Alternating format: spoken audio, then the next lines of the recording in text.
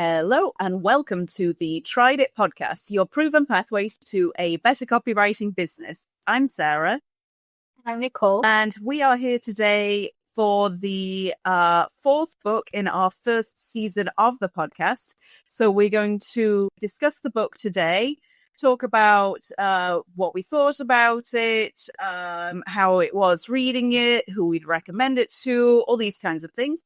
And because the Tried It podcast is not just a book reading podcast, it's also an implementation and an action taking podcast. At the end of the episode, we're going to discuss 3 points that Nicole and I learned from the podcast that we're going to apply to our own copywriting business. So, Nicole, could you go ahead and tell us about today's book, please? Sure. So it's called The Six-Figure Copywriter, right? By Joanna Wiebe. And it profiles, I think it's 21, if I'm not mistaken, yes. 21 copywriters who have all made six figures. And it looks at kind of the things that they've done, the things they've tried, and how they run their business to meet these particular income goals. And one of the points that Joanna Wiebe makes in the book is that there's no one way to build a six-figure copywriting business, which I think is hopeful and it's interesting. And the book is meant to be kind of like let's peel the curtain back and like have a look at what's happening in these people's business. Obviously, different copywriters give different details. Some provide insight into their income, what they were earning and what they did. Others are a bit more brief. But I think every copywriter offers some very interesting insights and takeaways that people can learn from. And what I also found interesting is that there was a whole smorgasbord of different kinds of copywriters, from conversion copywriters to people who deal with funnels and launches. There was a social media copywriter. There are all different types. Anything to add, Sarah? I think that's a very good summary. There's an introduction by Joanna Wiebe at the beginning, which is kind of a guide of how to use the book. But maybe we can dive in and talk about the points that stood out to us. I'm curious to hear what you thought of it, Nicole, because thus far, the 3 books that we've looked at for the podcast have been talking about how to write copy or how to get better at marketing. And this is the first time that we've really talked about the other side of being a freelance copywriter, which is running your own business. And actually, that's a massive part of being a freelance copywriter. So I think that this conversation is going to be quite different to the other conversations we've had. Maybe a bit more personal as well. It feels like I'm like lifting the lid on my own business in quite a public way. Anyway, I think it'll be an interesting discussion. So perhaps you want to share some of the things that stood out to you then, Nicole. Sure. So I think one of the common threads I noticed when I looked at all the stories was that almost every copywriter, except I think Iman Ismail, who's an email copywriter, they made their money not exclusively through copywriting, which may seem obvious, but is very interesting for me because it shows A, the need to diversify, but also B, like not to be funny, how hard it is to actually make really, really good money just with copywriting. Like there are quite a few chapters where copywriters talk about how they got burnt out. Like they got burnt out, they couldn't anymore. They kind of found, the need to kind of either productize or like run their business in a different way. And like this other revenue stream opened up. There are plenty of examples. The other thing that stood out to me was the power of networking. There's a chapter where Joanna Wiebe, she has a chapter on herself as well. And she talks about like the network effect and like how essentially like going to networking events is like essentially what like launched her career. There are a few of them. Joel Klickey as well also talked about networking and how it helped him break into SaaS.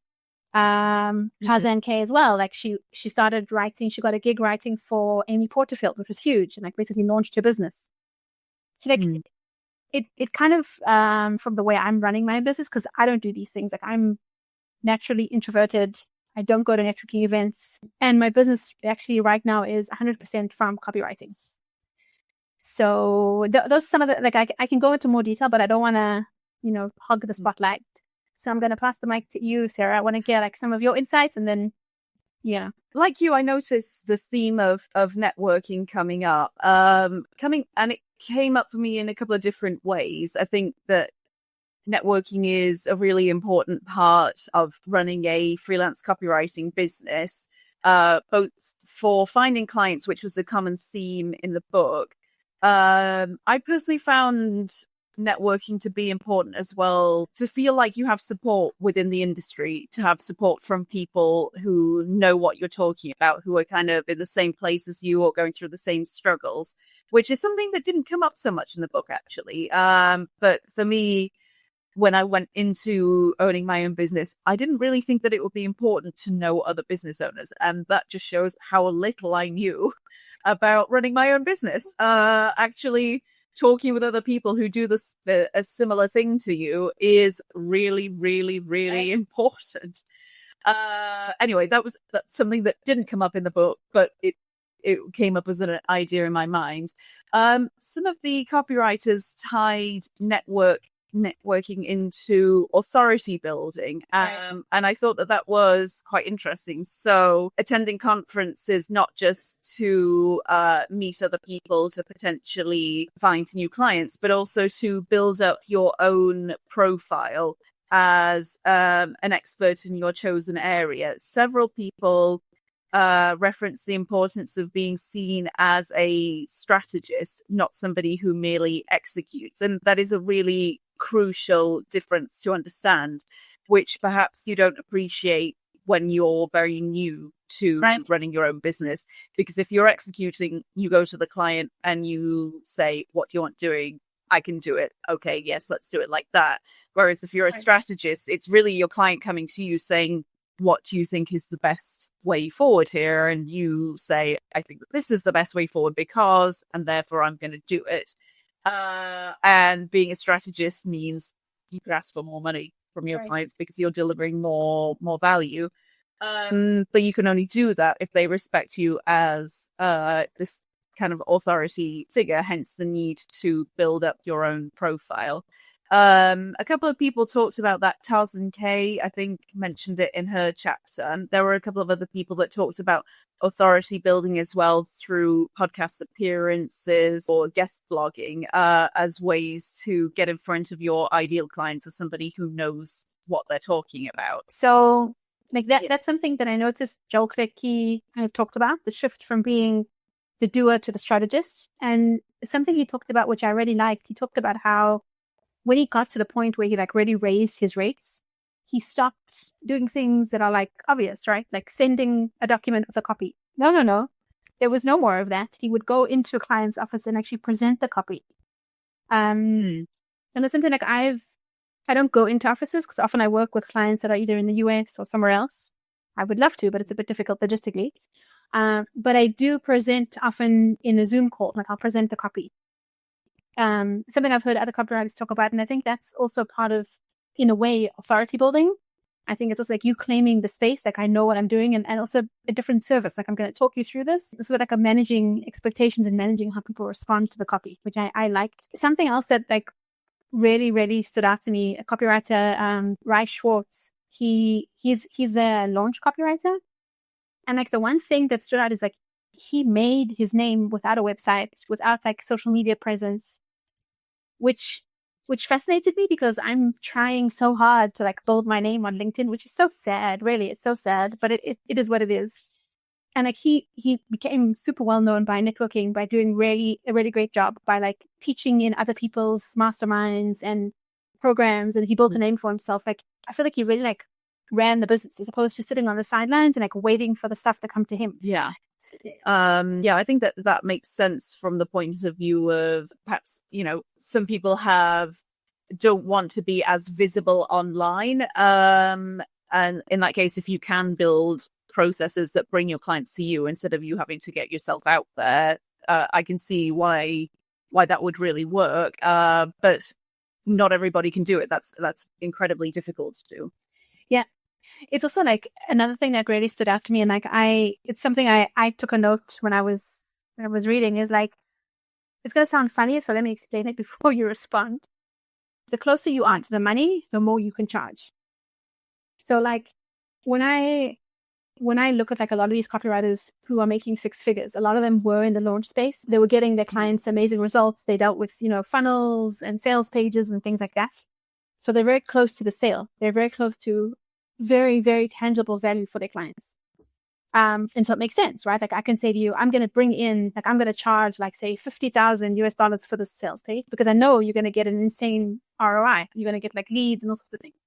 I look at my work, what I'm doing, and I don't feel that's the same thing. Like I don't feel in the clean tech space, that's the nature of the work. I might be wrong. Like maybe I'm missing something, but like right now, my own messaging, and I'm bringing this up not to make it about me. I'm bringing this up because I think other copywriters might be struggling with this with their own niche. I feel like my messaging and my people are struggling with like, how do we get people to understand what we do? I feel like leads and conversions come secondary. And because of that, I'm further away from the money, if that makes sense. I agree with you. I think that some industries are more profitable than others. So maybe the advice is for a fairly new copywriter reading this book is, okay, well, in that case, if you feel like you can, pick a high-paying industry. But if you have an affinity with an industry that's less high-paying, it does leave you in a bit of a tough spot because I agree with you, Nicole. I think that it's not, a six-figure copywriter isn't guaranteed. And to be fair, Joanna Wiebe, nowhere in the book does she say, do this and you'll get six figures. Right. But I think that there are certain things that make you more predisposed towards higher earnings.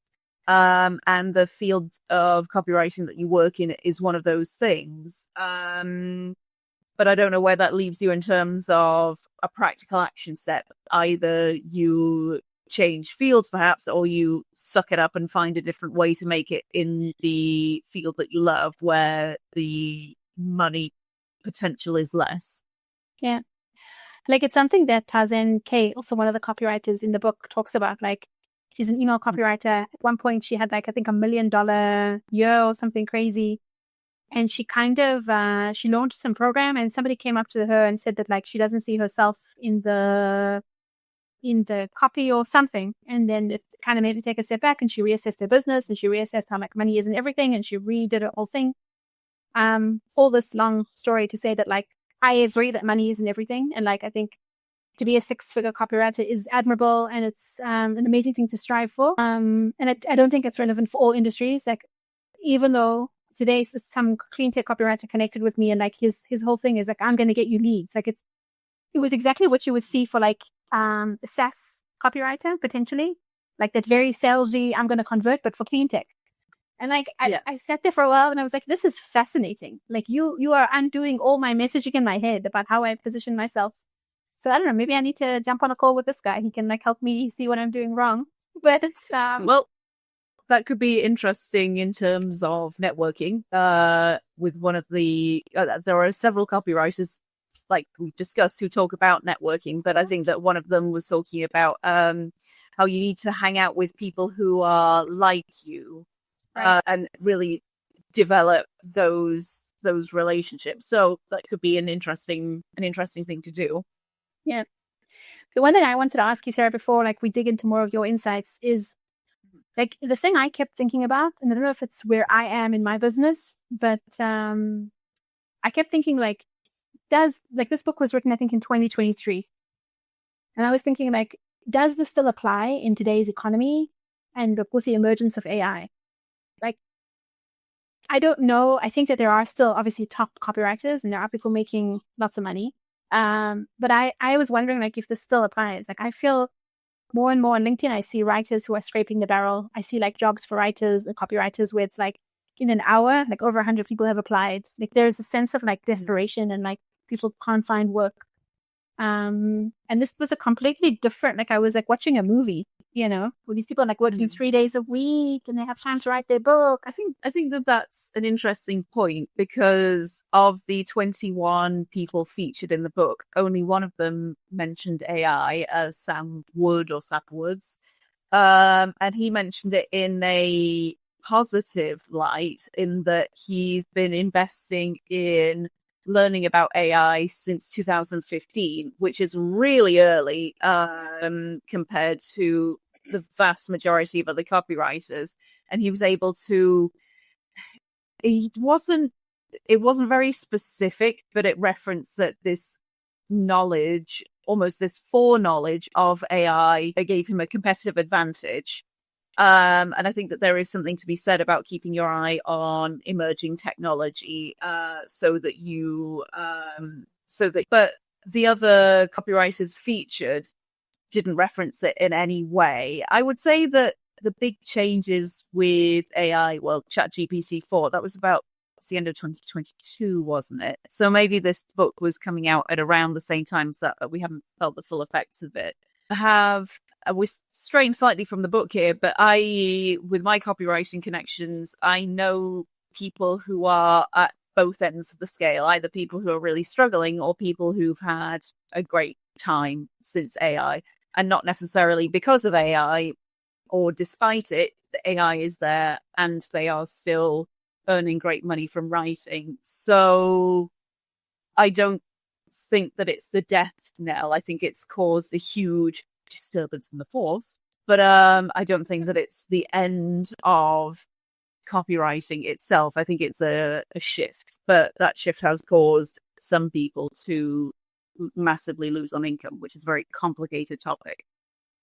Yeah, very complicated, very painful, in light of a book that's, highlighting people who make six figures. Actually, the more I think about it, the more I have to say about this book. On the surface, it's very simple. It's very simple format. It's quite easy to read, but it did make me think quite a lot. And one of the things that it made me think of before I go into any of the other insights I had about it was there is, for copywriters, this magical pull of six figures. It's almost mythical, and I don't think that I felt that or understood it before working for myself. And actually, while into working for myself, I don't think that I got it either. Possibly the six figures thing is because when you're working in traditional employment, you have markers for how successful you are, because probably you get something like a performance review, or you get feedback from your manager. You might get a promotion, and you get salary as well, but you have these other things around it. Whereas as a copywriter, okay, you get feedback from your clients, maybe you land big clients, maybe people are talking about you, but really your performance evaluation is how much money you earn. And therefore money is success. But I know, so the last copywriter in the book, Iman Ishmael, she's a copywriter who I really admire, who I've followed quite closely. And she did a whole podcast episode on how she got to six figures and then she was surprised that nothing changed. And it's like sort of getting to the top of the mountain, getting to Everest, and then you're just like, oh, cool. So I think it's really hard to say this as a freelancer, but the money is important, but it's not everything. And I think if you believe that you'll get to six figures and all of your problems will be solved, that's not the right mindset to have. Right. Sorry, I'm totally going on a tangent. No. Paris, you're not. Well, it made me think as well. Paris Hilton, surprise podcast guest. She had this thing too. I don't know if you watched that documentary that she did, but she has quite big psychological issues resulting from trauma, which is not her fault. But she kept saying, I'll be fine once I've got $1 billion. Like $1 billion is when there won't be any problems anymore. And you think, really? What's the difference between $999, million and then $1 billion? What is it about the extra zero that will wipe the slate clean of all of your problems, all of the trauma, all of the difficulties that you have with your family? Will just be fine because you're now a billionaire. Right. I think it's a fascinating point. And I think if we can bring it back to the copywriting space, I think the thing is, sorry. No. I think it's a good example, but what I wanted to say, because it doesn't apply to her as much as, she's amazing or whatever. But what I wanted to say is that I think for copywriters, the pull is greater because it's it comes with the money, but it comes with some in your mind. It's like you said, the mountain. It's when you get that, you're going to be included in a book like this, and you'll have speaking opportunities, and like people will know you, and like it's a status thing. Yeah, I'm not saying I want that, but I'll be honest.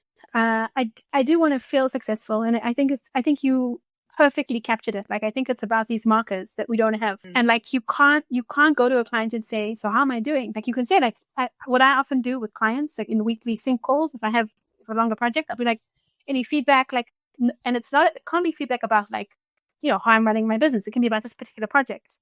And like, we don't have those other gold stars that you would, as you said, that you'd get as a full-time employee. And so income, comes with promises and these things.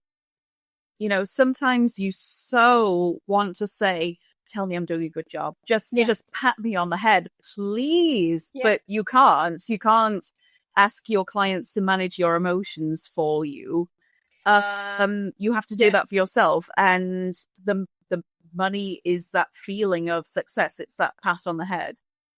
It's also like, money is also, food, rent, or mortgage. It is. Yes. I also think like another thing that I got from the book is it's like all these people have a thing, if that makes sense. Like, they maybe inwardly they don't, but outwardly, like, they're like, I don't know, I'm a man and she has like her mastermind program and she has emails, right? And like everybody has like their box, like Rai Schwartz's launches and Tarzan K was emails. Like, they have like like they talked about in the book as well, like the difference between specializing and niching, like the importance of that.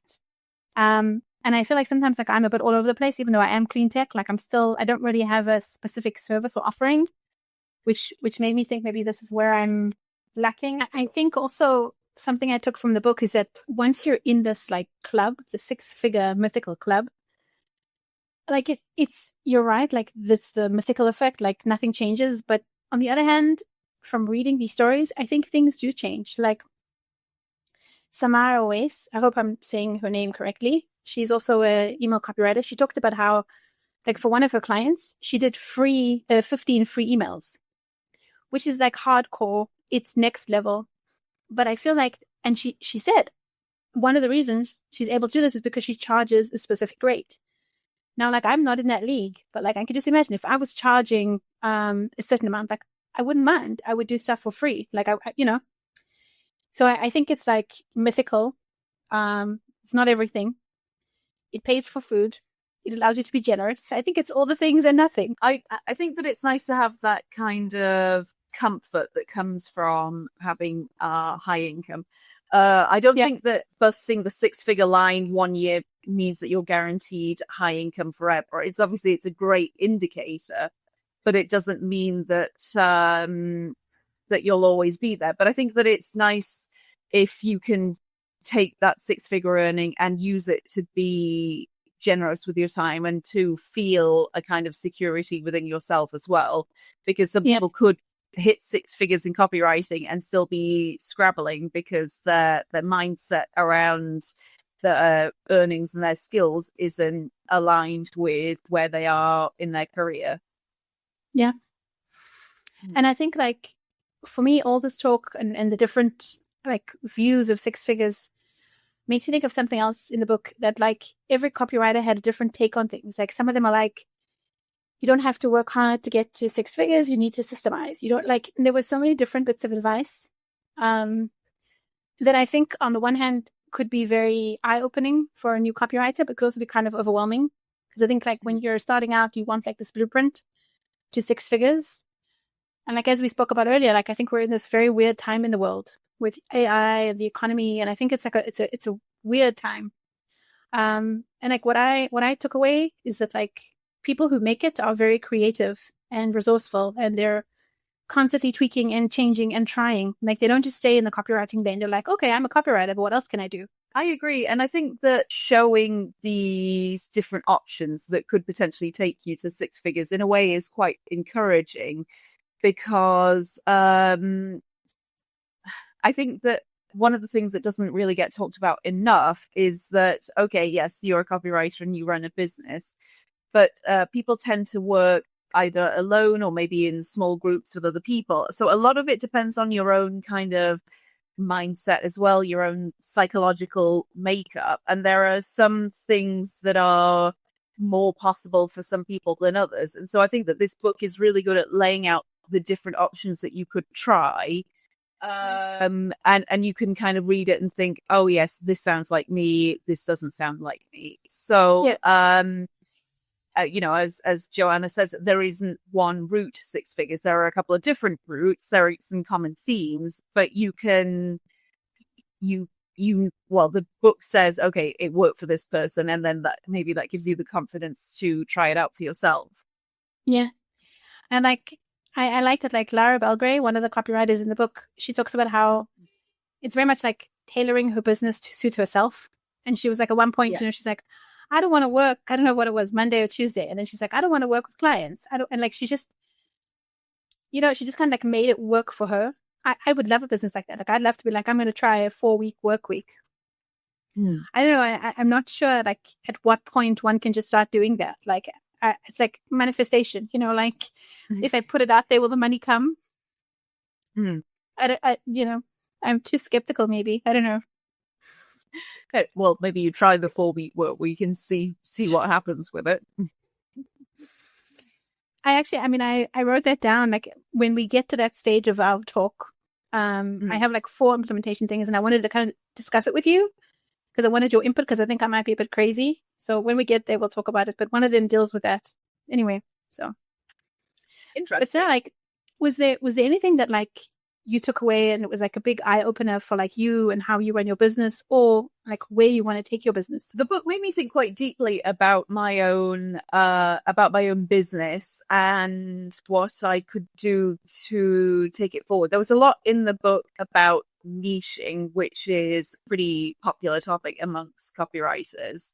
I would say of the people who talked about niching, of which there are a few, Kira Hug talked about it, Liana Patch, I think she talked about it, and a few other people. Those are just the names that came to my mind. It made me think that I do have my niche in working with podcasters, but I think that I need to lean harder into it, and that there's things that I haven't yet explored that I need to explore. And a couple of the copywriters talked about the importance of understanding your client's problem, and that's one of the things that really makes you stand out as a copywriter. So it made me think, have I, in my niche of being a copywriter for podcasters, really leaned into that problem enough? I would say actually that the book made me think more deeply about my business than I have in quite a long while, because it can be very easy as a freelance business owner to get sucked into that execution phase where you're just like, do this, do that, job off the list. But you need to also have time for that kind of high level strategic thinking. And that was the advice from some of the copywriters, that you need to build in this time for high level thinking and execute on those ideas as well, rather than just doing the kind of day to day. And perhaps that is the difference between a copywriter who earns a living and a copywriter who earns 6 figures, is that you that you take yourself up to that next level by thinking more about what you do, by being ready to pivot and try out new things. So I think those are the two things that stuck out to me, really. The niching, not being afraid of it, and following those ideas, which is partly what we do here on the Tried It podcast, that it's not just about, oh, that's a good idea. It's actually like, you've got to do it. Yeah. I think maybe this is a good segue to talk about our membership, which is super exciting. Cool club. Yes. Have a cool kids. Yes, excellent. And also, if you've listened to the podcast up to this point, it is a sign that you're somebody who's a copywriter who's really invested in their work, because learning about copy is really important part of your personal development. So you need to learn about it, but also not just keep those things in the field of theory, like move it into real life and move it into action.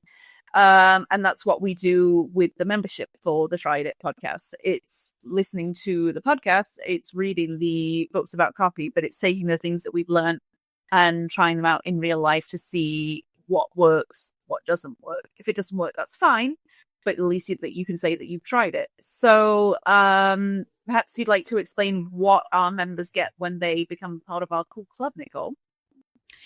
Sure. When you join, you get a weekly newsletter, but it's really so much more than newsletter. It's the actionable tips for growing your business and for actually working on your business that can all be implemented in 13 minutes or less a week, which is huge when you think about it.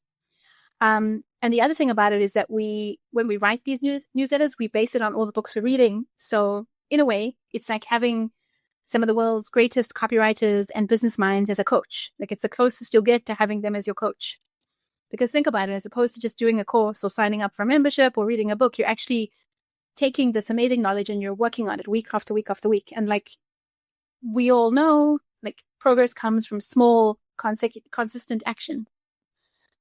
So I think it's really exciting. And I'll be honest, like, this is the kind of place I wanted when I started out copywriting, you know, this community, because that's the other element that Sarah and I are here for you. If you need eyes on your copy, or you want to, I even suggest the book that we're going to read or be part of it. Like, that's part of it. And it includes also some other bonuses. Like, we will include bonus episodes. So in addition to this weekly newsletter, you get copy reviews from us. You get bonus episodes. It's a really good place to be actionable and thoughtful about your skills. Yes. I think it's really nice to have something that shows that you're committed to your copywriting, because effectively paying money is a commitment to it. It's a commitment to your growth. And so the money, you showing that you really care about your business and that you're committed to taking small steps on a regular basis to getting to be a better copywriter and to be a better business owner. So that's what you will get in the Try It podcast membership. Before we talk about implementation points, Nicole, I had a question that I wanted to ask you about the Six-Figure book. Was there a tip that you read from the book where you thought, hell? So something that stood out to me, I don't know if it was hell no, but I was kind of skeptical. One of the copywriters, I'm so sorry, I forgot her name. She talked about how, I think it's Abby something. She talked about how she gets a lot of her leads from Fiverr, how she started off on Fiverr, and how even now, I think 8 to 10 leads every month come from Fiverr. Like, I've never been a fan of Fiverr. Like, I know it works, and like, I'm not judging anybody who's on there. Like, you know, power to you. It's just, I don't know. Like, I struggle with that kind of way of, feels like a market to me. I guess I'm not doing it right. And I know that there are copywriters who like make it big there. It just didn't fit right with me. I'm trying to think if there's anything else. It's a really good question. And the other thing, which is going to sound like a very weird response, which maybe explains my implementation. I struggle with networking. I'll be honest. Like, I'm really shy and awkward around people, new people. So networking is definitely not my strong suit at all. And like, the idea of going to conferences and having to speak to people and like introduce myself really doesn't do it for me. Do you think that you could do conferences if you're speaking at conferences, or like what part of it intimidates you? Would it be the like being on stage bit, or just the kind of milling and chatting bit? Like, I think being on stage would terrify me, but thrill me at the same time. Like, I gave a talk once about like the risks of social media. Like, a small group of women, for some NGO, they asked me to give a talk, and like, I spoke so fast. You probably noticed, like, I speak fast. I spoke like so fast. I was so nervous. So I think I would love that. I would love that to be part of my business, but I'm skittish, I guess. And like, being at networking events with people where I have to like make small talk and introduce myself feels like a next level skill I don't have yet, which is really weird because I'm 38 and I should have these skills, but like, I don't know. So that's me. What about you, Sarah? My hell no response. It's interesting because I had a kind of hell no response. Maybe hell no is a bit too strong, I agree. But I had that's not me response to the same copywriter, but for totally different reasons. I looked her name up. It is Abby Prendergast. And she started out on Fiverr, which is actually where I started as a copywriter. I'm not on Fiverr anymore for different reasons, but I have a profile on Upwork, and personally, I found it to be very useful. I don't have anything like all of my income coming from Upwork, but it's a good place for me to turn to when things are quiet. One of the things that Abby talked about was that she wanted to write sales pages for, I think for coaches. And she was still at that stage on a model where she was getting paid for her time rather than on a project basis. And the coaches that she was talking to, this was no longer on Fiverr, I think this was through Facebook groups, balked at the idea of paying around $5,000, I think she was quoting, for sales pages, which is based on the time that she would put into it. And so what Abby decided to do was to deliver the same work, but in less time by accelerating her process. So that meant that she was still getting these clients and getting the money from them, but getting less money because she managed to streamline her process. And I think the way in which she streamlined her process was brilliant. She briefly explained that she did it by analyzing high converting pages to see what they had in common and kind of reverse engineering them to build out a framework. And once that framework was in place, I get the sense, this isn't her saying it, but I guess the sense that the copywriting was a bit more of a kind of drag and drop. Like, here's where we talk about the pain point. Here's what we talk about your vision of success for your customer. And that made the writing much quicker. And I think that that framework is genius. But the idea of saying, okay, well, you're not going to pay me to write it slowly for you, but you'll pay me less to write it quickly, didn't gel with me. Again, hats off to her for doing it. And I think, again, you know, each person takes the path that they can or that they want to success. So nothing wrong with her doing it. But I just thought, if I had a client say that to me, I would say, okay, well, this isn't a good match and I'm going to take my skills somewhere else. Best of luck with your project, rather than say, okay, how can I deliver you this work but quicker? Yeah, I totally agree. I must be honest, like, the idea of doing it the same thing more quickly because you have systems is terrifying. But on the other hand, I do love the fact, like, she talked about templatizing her work. Like, I think that's brilliant. Like, it's not how I work. It wouldn't really fit my kind of work, I don't think. But she does talk about, like, using, in addition to templatizing, which is what you talked about, she talks about using, like, ClickUp and stuff like that, which I think is great. Like, that's project management and processes and, like, automation, you know. Yes. She also then went on to sell some of those templates as digital products, which creates a new income stream. So clever. It's very clever. That's very smart. I just wanted to touch on something that you said about networking, Nicole. I think that people don't realize perhaps that networking is a skill that's learned as well. I don't think that you're either good or bad at networking. I think that it comes down to experience. Maybe certain people, again, are slightly predisposed to be better at it. But as copywriters, freelance copywriters, we do spend a lot of time alone, and I'm very comfortable with that. But that can make going into a room with other writers or clients or whoever it is seem very intimidating. But I think that it's something that you can practice and you can get better at over time. Interesting. That's interesting. I put myself in the I'm bad at it box, but that's an interesting take. I will think about it. I think that you can do it, and maybe that would be starting out with low risk events that are, you know, cheap to attend, where you're just kind of going around the room shaking hands with local people, you know, that kind of thing, rather than sort of actively looking for leads. You're kind of getting habituated to being in that situation. I don't think that I would try out networking by buying a VIP ticket at an event where you have to fly, you know, internationally for it. That's not the best way to start out. No, I want to touch on something as well that just occurred to me before we get on to the implementation points, because I thought it was an interesting pattern. Some of the copywriters in various ways talked about the importance of kind of spending money right at the beginning. Tarzan K talked about always buying VIP tickets for events, because with the VIP ticket, there'll often be a private soiree or a dinner or something like that, and you're paying to have access to these people that you want to do.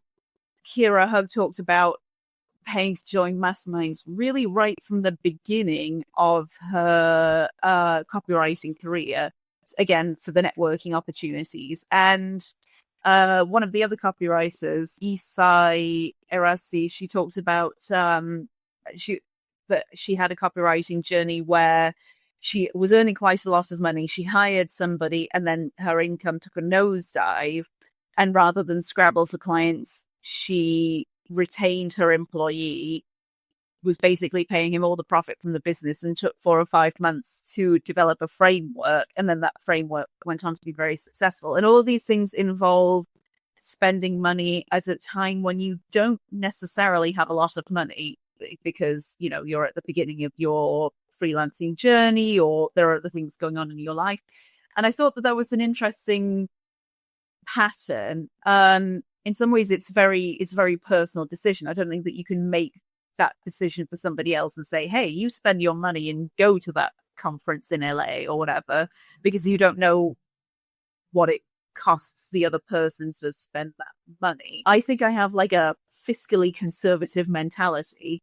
And it's really hard for me to think, oh, you know, the last few months I haven't hit my income goals, but I should still spend money on this training.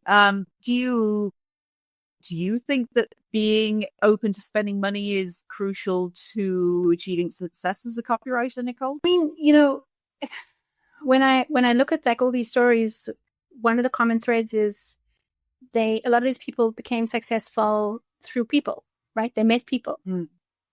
And so like, why I don't think you need to spend money. I think that it definitely helps. Like, I think there is something about paying to be in the right room with the right people.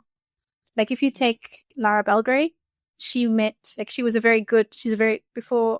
her book. She has a book called Tough Titties, and I read it, and it goes more in depth into her story. And before she became a really well-known copywriter, she was like lost, and she was starting to find herself, and like things happened along the way. And she ended up meeting Marie Forleo in a dance class, and that in some ways like changed the course of her career. Like she ended up working with Marie Forleo, who's like big in the coaching, female empowerment business space, and she did like a teaching program with her. Like, so I do think there's something about spending money and taking that leap. I think it comes back to something else I wanted to say, which is like, when I look at the common threads, these people are not talking about, a lot of them don't make money necessarily from pitching. Like some of them, there were some interesting people who talked about pitching, collaborations or people that they could collaborate with, but there was no like typical run-of-the-mill pitching or posting on LinkedIn or like the safe things that, I hate to admit this on a podcast, but like the safe things that I do. These are people who are taking risks. Like, as you said, they're spending the money. They're putting themselves in these positions. And maybe that's the key, you know? That's a really good point, actually, because I would say pitching is fairly standard advice for finding clients. It's something that comes up very often in different ways in advice for freelance business owners, but it really didn't feature that much in the book, and I haven't noticed that. I think Summer Oasis, she did pitch an email sequence actually to Joanna Wiebe after having taken one of the Copy Hackers courses. So again, there's the element of, you know, investing in yourself, paying to be in the room. And perhaps I don't want to suggest that she only got that writing gig for Joanna Wiebe because Joanna Wiebe knew her, but I think that was a factor in it, because Joanna had seen how diligent she was, how skilled, and she also said that she didn't just pitch, she pitched a specific email sequence saying, you're losing out on an opportunity here. Yeah. Let me write the sequence for you. Yeah, in the book, she frames it as like finding the gaps or pitching the gaps or something, which is interesting. And like, I'll be honest, I've tried that, but it sometimes backfires. I pitched an energy client that I'm now working with, like very small retainer. I do blog posts for them in the energy space. And I pitched them and I was like, you know, I looked at your website and I noticed that you don't have a newsletter. You know, I pitched them this amazing idea, how we would do it and what it would do for the content. So the woman responded and she's like, we actually do have a newsletter. But she's like, but I'd like you to work on blog posts. So like, you know, I got the gig in the end, but it was kind of a weird and I felt very, very stupid, to be honest. I mean, it's kind of a win. You got the client from it. Yeah, listen, like, I mean, I'll be honest, like I I have gotten, like, not a lot, but I've gotten clients from pitching. Like, pitching, it works, it can work. But like, as we said, like, it's very interesting that these people are making six figures and they don't like, it's not like, do you know Lara Lopak? I think her name is. We can include her name in the show notes. But she's like the pitching lady. Like, she teaches copywriters how to pitch. That's her whole thing. Like, cold pitches, and she talks about her journey, how she was like making nothing, and then she figured out how to cold pitch people, but it's warm pitching because she warms them up, like whatever. So there are people who are doing it, but for some reason, these people, it's not as common. Interesting. Yeah, that was a big gap in the book that I haven't really noticed. I think that, maybe some of these copywriters pitching was part of their journey early on, but really the emphasis keeps coming back to building authority so that people come to you, and having a strong network so that people refer clients to you. That's a huge overarching theme. And the other thing, which I think you just kind of touched on, is that it might be that these people, when they saw this growth, which actually makes sense, were later on in their journey, because for a lot of them, it was networking to kind of get the initial boost, but then what kind of sustained this growth and what almost like catapulted them was launching masterminds or communities or memberships. And in order to do that, you often have to have a community. Yes. Yeah. I mean, I think that some people can be very successful very early on in their freelance career, as in very financially successful. But I'm not saying that that's luck.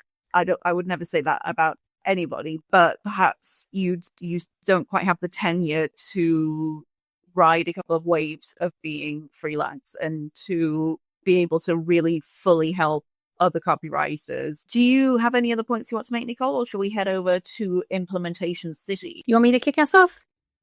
Yeah, go for it. So I need a bit of help, if that's okay. I wrote down 4. The one is a no-brainer. It's easy. I can do it and I can implement and I can report back. So I'm calling it my networking challenge, but I'm going to make it online just because, logistics and life. And my goal is to connect every week on LinkedIn with 150 people in my space. So these could be, every week. And report back on how that goes. Like, I want to see if anything comes from that. And I also want to work on like the message I'm using when I send to them. I have a general message I use, like, hey, I stumbled across your profile. I noticed we're both in the clean tech space that I'd connect. I think it's awful. I don't like it. So I'm going to experiment on that and the message, and I'll report back. So and the other 3 can I just ask, when you say connect with people, is it that you're finding new people and then you're sending them this message and then trying to spark a conversation? Like, I'll be honest, I mean, it's a good question. I just thought of like reaching out to them, but maybe the challenge should be more challenging, and maybe I should be like, my whole thing is like, I hate being like pushy or salesy or spammy. So like, for me to be like, hey, want to jump on a call for a coffee, like, it feels like it's salesy, but maybe I need to think about that, like how to actually make it real networking, because you're right. Just connecting is not really networking. Oh, yeah, I wasn't saying that it wasn't challenging enough. I just wanted to like have a better idea of what you're looking for, whether it's like building your network or like building the relationship with these people. And also, is it like people you already know and are connected with, or totally new people? No, the idea was new people. And like, I wanted to see, like, I want to kind of get more people in my LinkedIn network, because then my theory is that more people will see my content. I don't know why I'm obsessed with this whole LinkedIn thing, which this book made me realize is ridiculous, but I'm obsessed with it. So for now, I'll keep that as my challenge, and I'll report back. I'll report back to you guys, like, if connecting with 150 people a week, like, if I saw a difference, how many connected with me. I might split the challenge, do like half of them with like one message and half of them with another message, and see what, I can play with that and report back. Interesting. I like this data-driven approach. Yes. Data-driven. Can use some AI to like put it together and report. I don't know, something funny. Okay, so the next 3 are kind of weird, and I want your feedback, Sarah, if that's okay. So the one is to experiment with a 4-day week, which is kind of weird. Some background which is not relevant but is maybe relevant. Like, I'm a mom to 3 kids, so I don't know. Like, I feel like a 4-day week, what would I do with the other day? Like, would I do stuff in the house? Like, I don't want to, there's tons of stuff to do in the house, like the kids' clothing, the kids' this, the kids, I don't know. And then I worry also what that would mean for income. Like, so I would need to think about that. That's one idea I had. The other idea I had was, so Amy Posner, one of the writers in the book, she's a business copy coach for copywriters. She talks about how when she got started, she sent people like this physical mail package with a chocolate inside. And like from there, she sent, I think, 80 or something. And then 2 responded and she landed clients. So it's something I'd heard about a long time ago. And I've always wanted to try it. And I thought I could try it.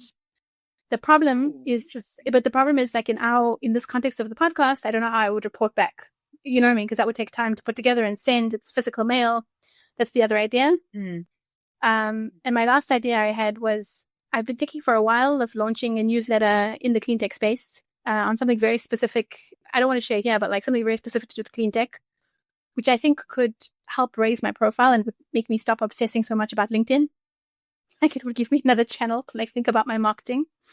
But again, I think it's difficult to report back in a week. So, but those are my ideas. So, okay. Yeah.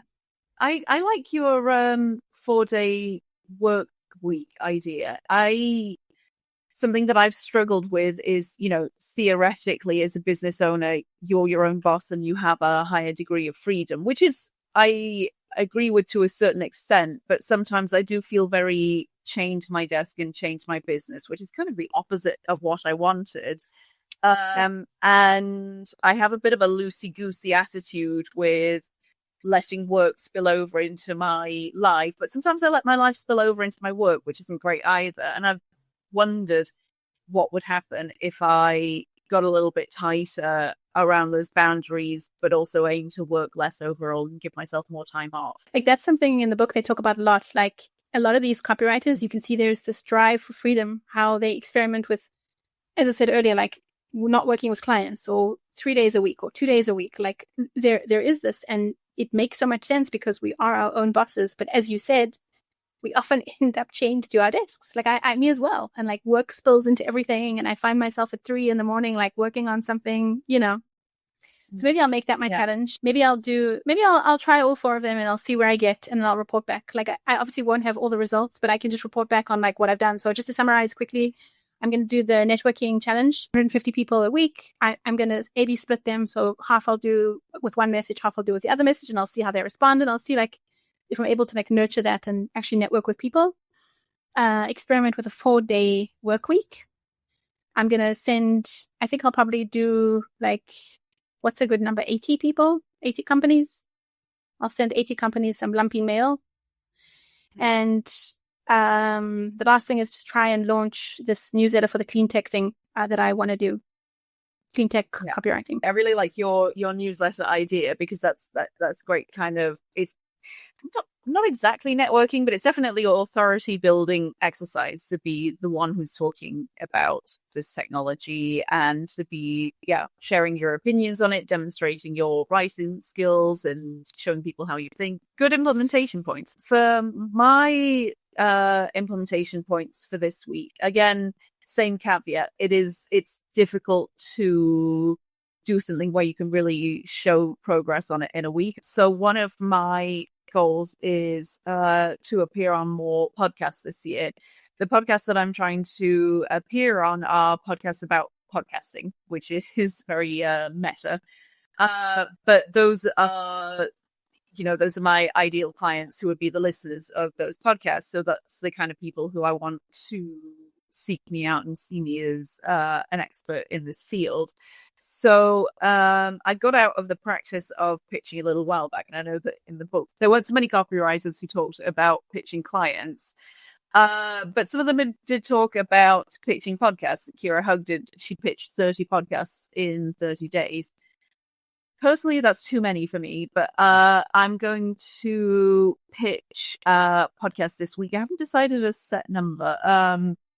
30 is definitely not feasible. Maybe I'm going to up my rhythm and do 3 in a week. I know that doesn't sound very ambitious to some people, but my pitching process is a bit more in depth, and I try to line it up so that it's a good pitch for a good match podcast, which hopefully ups my chance of success. So I'm going to be doing that. That's point number one. Point number two, when the copywriter Sam talks about getting ahead on AI so that when AI got massive, he was prepared for it and knew about it. That really spoke to me because there's big developments happening in podcasting nearly all the time, but the latest one is podcasting 2.0.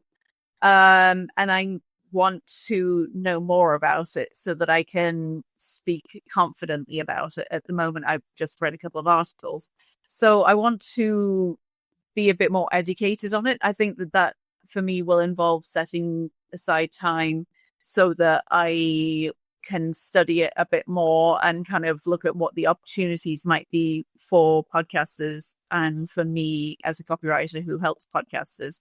So that's not super concrete, but I want to learn about that. I'm not sure if we can measure that in any way. Can I suggest something that could maybe tighten that idea a little bit? It's like, I really like it. What I would recommend is like, I love it. Like, I love the fact that you want to learn and you want to learn about more, like I said, it could extend your offering and it could also make you much more valuable to your clients. I would challenge you to then, like, at the end of the week, like, write a post or about what you're learning, like some sort of something that you can measure, you know what I mean? Because that's a good way to kind of like also flag to other people that you're doing it and can share your insights. Yeah, that's a really good thought. Okay, I will do a post on LinkedIn about what I've learned about it. The last implementation goal that I've had, reading the book, I need to drill down a little bit more into the specifics of how I can help podcasters with my copy. And I haven't done any kind of personal learning and development now. I feel like I'm talking about it in quite cagey terms, which is because I'm nervous, because I essentially thought of a potentially a good idea as a minor business pivot for me. But again, that's something that's going to take longer than a week to achieve. But the first step for me to do that is going to be going back and looking at my skills as a copywriter and services. So potentially it's a huge change, but I want to do it in a kind of small, measured way so that I can make sure that I'm kind of investing my money and efforts in the right way. So I'm saying a lot without really saying anything here. I'm going to ask one question because I don't want you to give away too much, but would it still be in the podcasting space or not? What you're thinking? Yes, I think in the podcasting space, I think it would just be more about, rather than writing for podcasters, it would be helping them to build launch funnels specifically, which is something that I've never really done before. And to be honest, I've done a much more content writing than copywriting recently. So I feel like I want to sit with the idea for a little bit, and the way that I'll execute on it is seeing what kind of training courses are available for copywriters in this area. So I think that it's both email marketing and launch funnels, sales funnels. So I think that I want to start out by taking a free training course, which again goes against the six-figure thing, because that they're all essentially, they just threw money at things to learn it, and I'm just like, oh, I don't know. But I think if I get something out of the free course, then I would feel paying money for it. Yeah. I also I think I love this idea, and I think it comes back to like what I said earlier on, that I think a lot of these people, their success is attributed to the fact that they were close to the money, if that makes sense. Like, by doing like funnels and that kind of thing for podcasters, you're close to like them and helping them generate more revenue, which is always where more stability is and more demand is, and it sets you up to be different. You're not just like someone churning out content, which I think is something we all want to avoid. Yes. So I love it. And I have to say, I don't think that I would have necessarily had this idea had I not read the book. And I'm not saying that I found the idea in the book. I think that reading the book kind of set off that muscle memory of thinking about my business in a different way, and thinking about okay, what is the problem that my clients have and how can I really drill down on helping them to solve it? And that's not the way that I think all the time. I feel like you have to be in a certain position to be able to really take a step back and look at the big picture stuff. So this is fascinating. The book was kind of the room in which I did that thinking.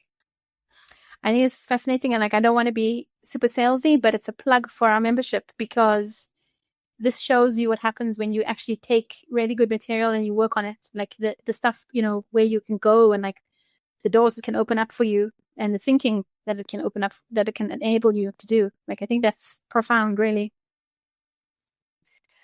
I think I definitely struggle as a business owner to be able to do that all the time, to be able to really feel like my own boss. But I think that by giving yourself the permission and the space to do that, and by practicing it over and over, you will get better at doing it, and it'll become a natural part of your role, a part of your everyday activities, rather than being this sort of, oh, every so often I just have a great idea and I do it, but kind of randomly and haphazardly. I think that you need to take the random out of it by practicing it and building it up almost like a muscle reflex. And that's something that you'll get from the membership when we kind of inspire you with these ideas and challenge you with the things that we've learned from the book, the things that we've learned by practicing what we've learned from the book, and showing you what you can do as well. Right. Well, with that said, I think it's about time to wrap up the podcast. You'll find links in the show notes so that you can go and buy Six-Figure Copywriter yourself, so that you can start your six-figure copywriting journey.